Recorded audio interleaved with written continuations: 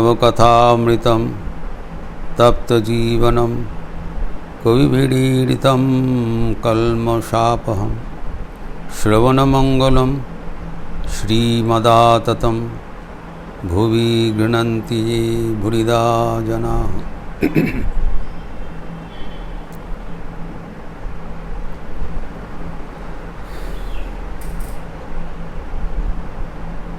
गिरीश चंद्र घोष जो प्रश्न किया है भगवान श्री रामकृष्ण के पास, वह हमारे सबके भीतर वो प्रश्न है।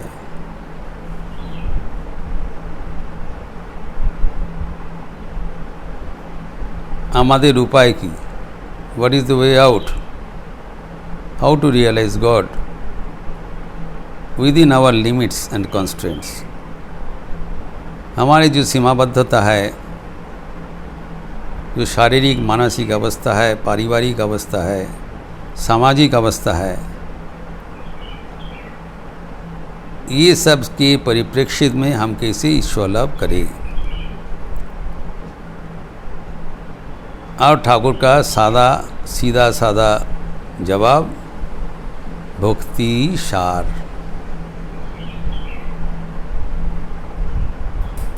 Devotion is the only way. भक्ति का भी 3 प्रकार का बताया, भक्ति सत्व, भक्ति रज, भक्ति तमो। और ठाकुर ने बताया तमोगुणी भक्ति ही सबसे उत्तम उपाय है।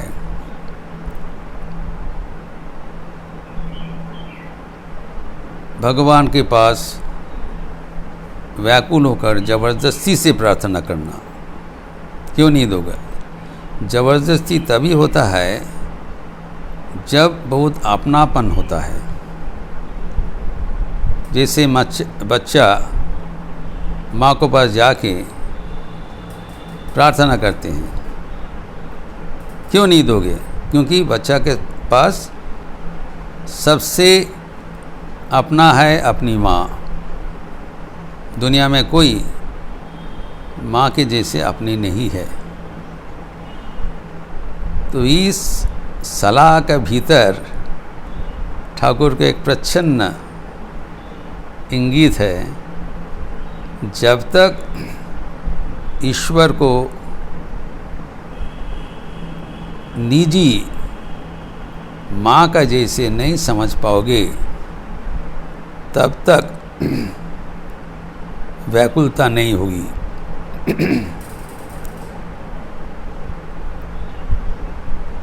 ये मानना ज़रूरी है। जैसे प्री कंडीशन, ऐसी व्याकुलता नहीं होती है और ज़बरदस्त से नहीं होती है।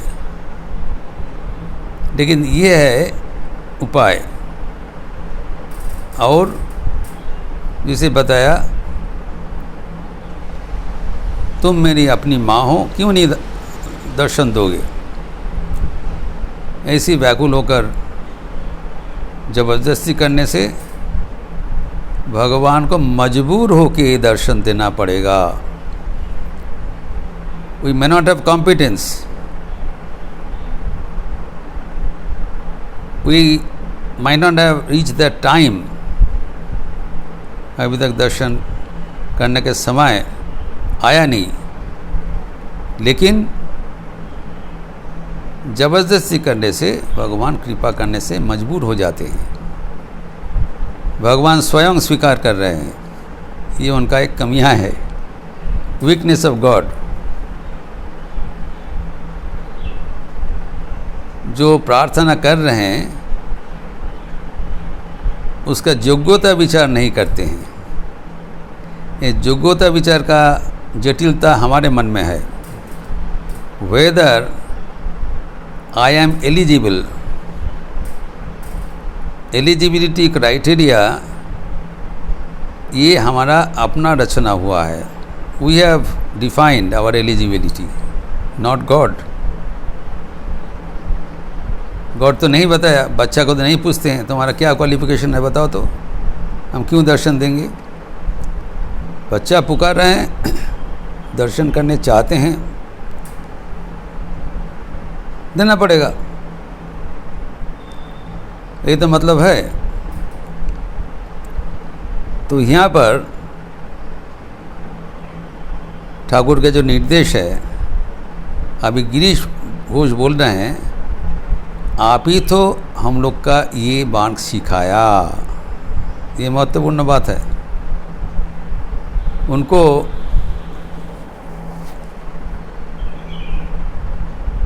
कैसे इतना जोर से बोल रहे हैं ठाकुर? कारण वो खुद जीवन में करके दिखाया। उनके पास कोई सहारा नहीं था। प्राथमिक जीवन में कोई गुरु, तोतापुरी कोई नहीं था। सिर्फ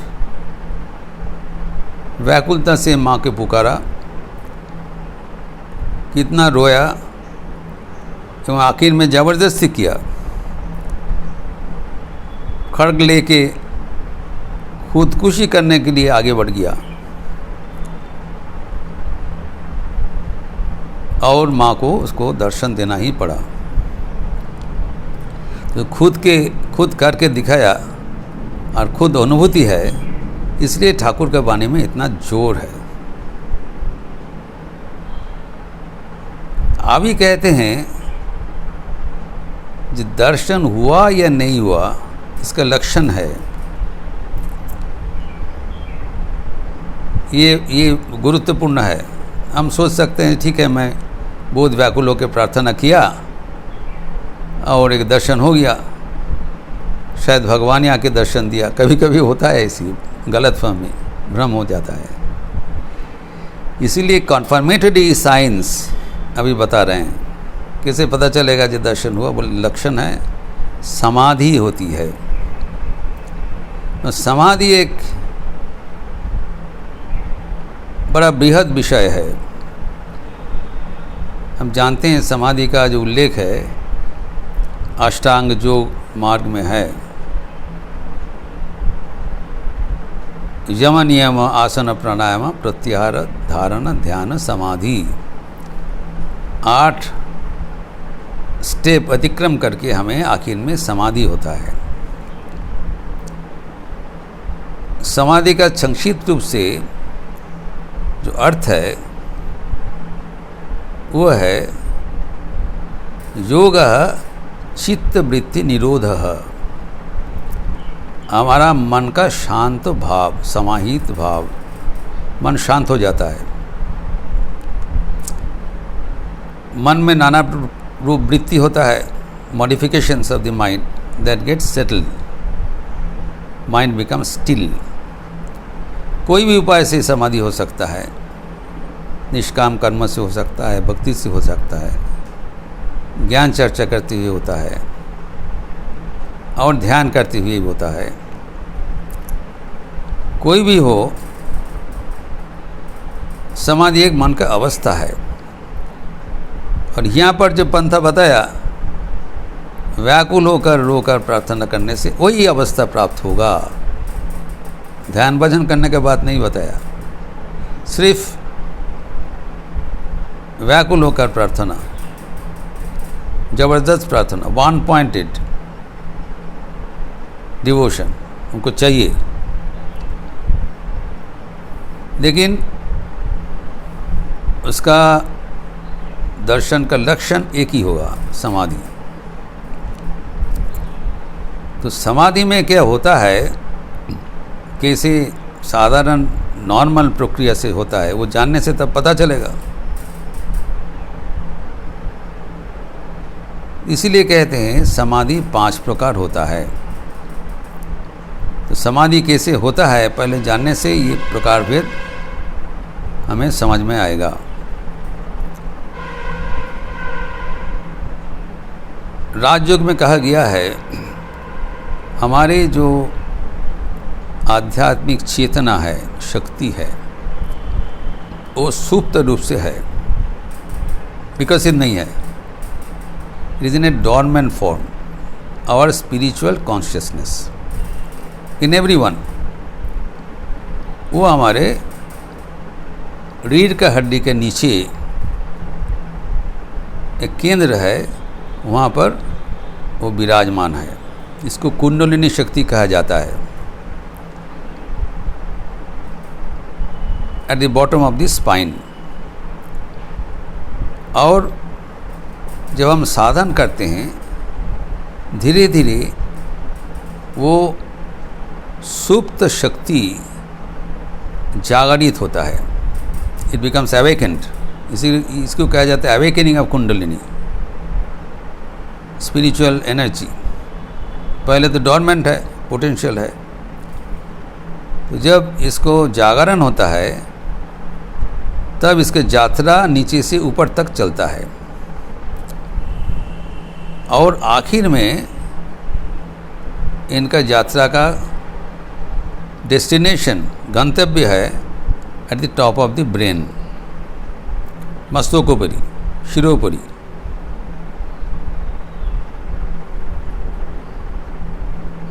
जब कुंडलिनी शक्ति, सुप्ता शक्ति जब जागरित होकर मस्तकोपरि पहुँचते हैं, उस अवस्था का नाम है समाधि।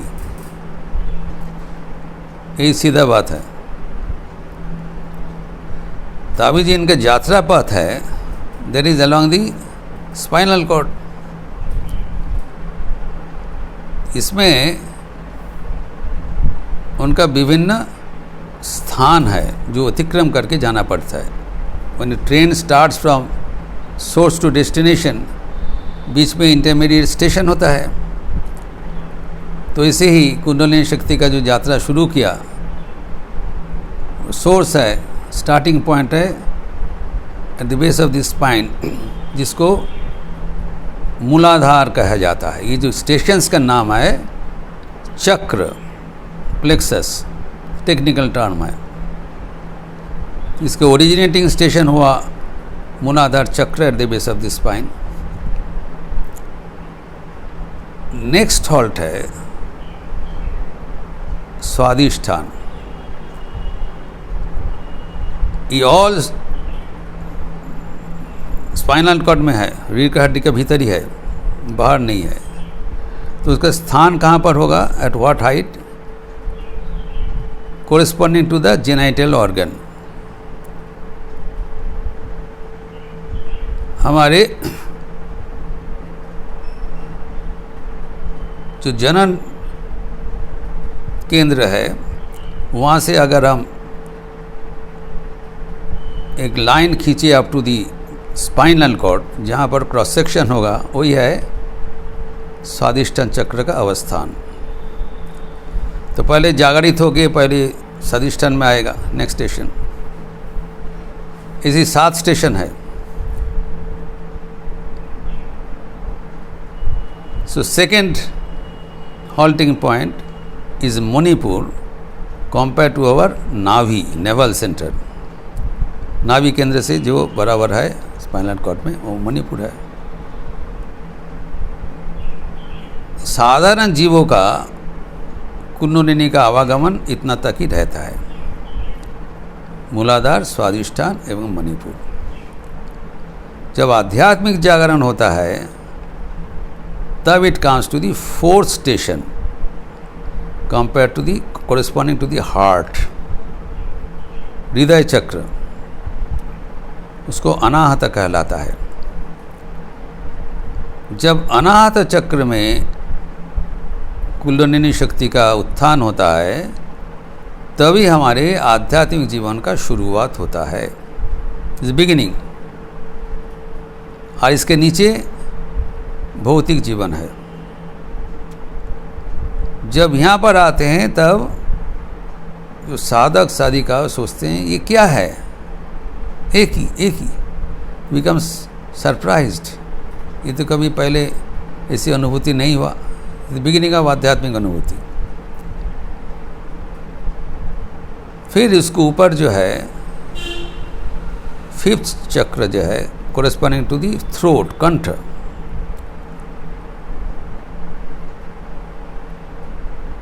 तो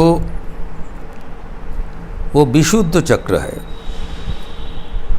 और उसके ऊपर जब जाएंगे, भ्रू मध्य में जो है इन बिटवीन द आइज, उसके साथ कोरिस्पॉन्डिंग बेस स्पाइनल कॉर्ड में जो है वो है आज्ञा चक्र, 6th स्टेज।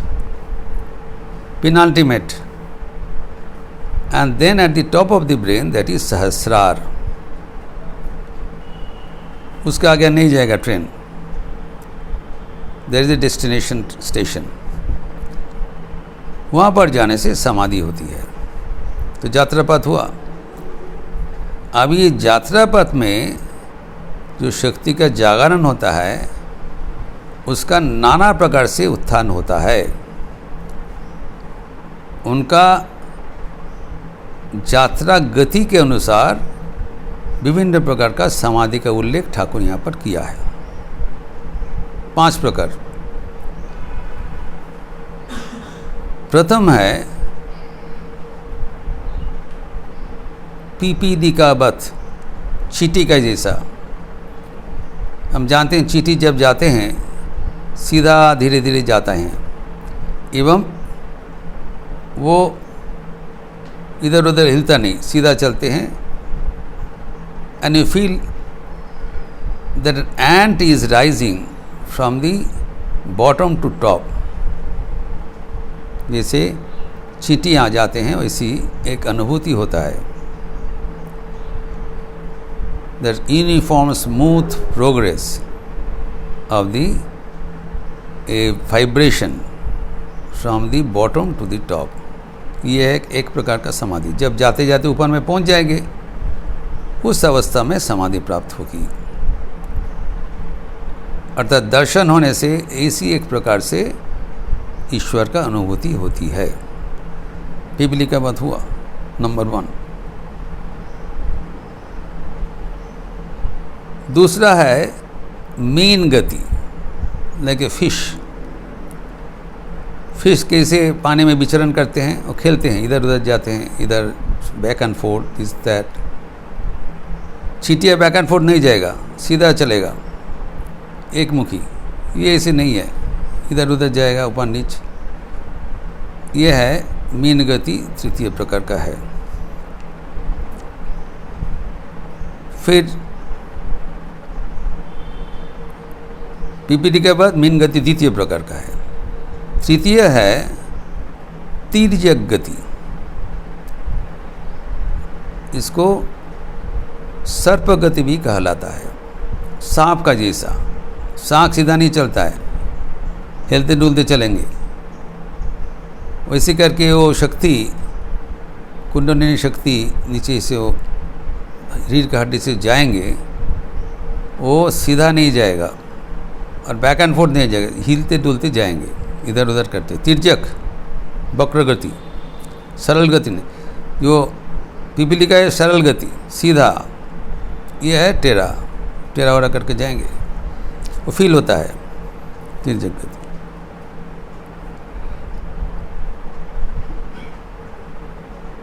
फिर चौथा है पक्षीवत.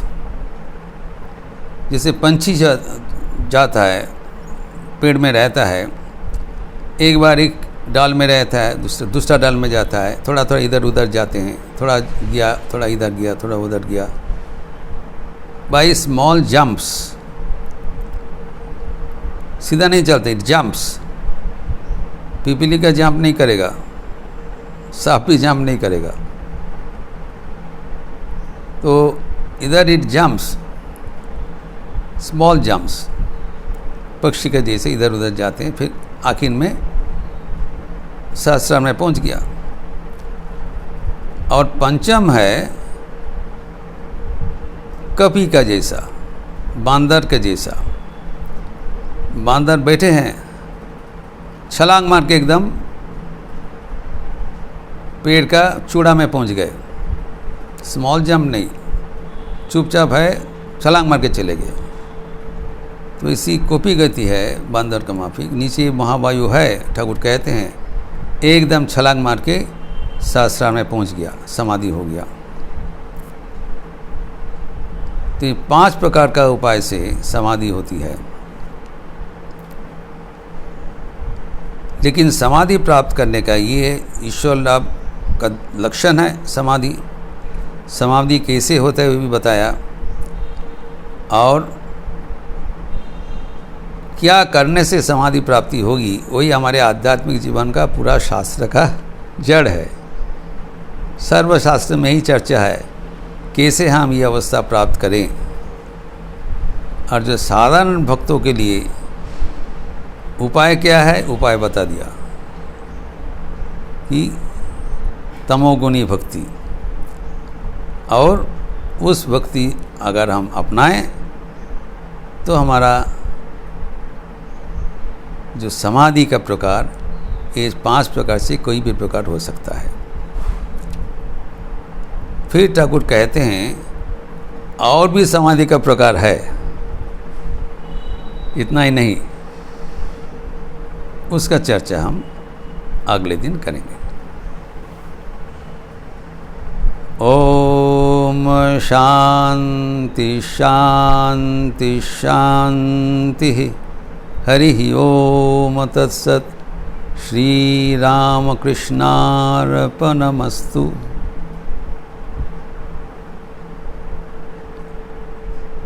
एकादशी का तिथि अनुसार संध्या आरती के उपरांत राम नाम संकीर्तन का बंदोबस्त है। अभी लखनऊ आश्रम में 7:20 में संध्या आरती होती है, तो लगभग 8 बजे से 8:45 बजे तक राम नाम संकीर्तन एवं पूजा होगी। आप लोग सब स्वागत है। अच्छे रहिए, स्वस्थ रहिए, आनंद में रहिए। नमस्कार।